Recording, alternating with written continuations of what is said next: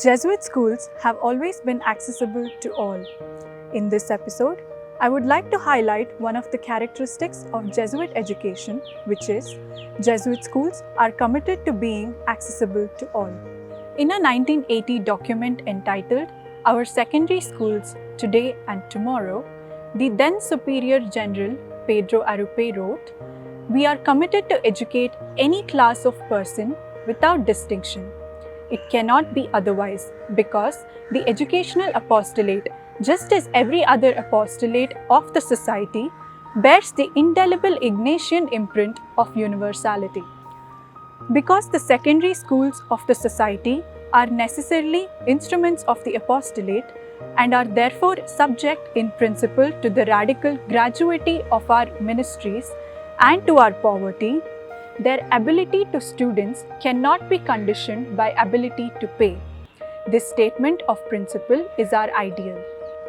The ideal of access to people of all classes is more difficult to achieve because the costs of education have increased since 1980 with the decline of religious staff and the crucial need to provide lay colleagues with the just wage. In addition, expenses have been driven by consumer demand for high-quality facilities and the need to invest in technology. Some of our schools have a heavy reliance upon tuition and fees that may exclude those from middle and lower classes. Without income from philanthropy or government, a process of elitism could seem to be inevitable. It is important to recognize important initiatives that provide educational opportunities to the materially poor, such as Loyola School in Manvi, Loyola Yomuri School in Bijapur, Karnataka, and other schools in rural India. However, more affluent schools cannot become selective gated communities for the elite, driving people apart instead of bringing them closer. These schools must find ways to be open to all, regardless of their ability to pay. A Jesuit school is not segregated.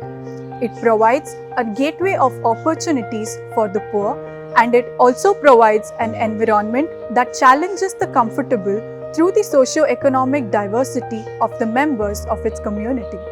A Jesuit school, responding to the second universal apostolic preference of walking with the poor and the outcasts, must integrate them with the world of the school as fellow students, human beings of the same dignity. Vulnerable, marginalized communities should become companions of our schools to help us in the path of promoting social justice and the change of economic, political, and social structures that generate injustice.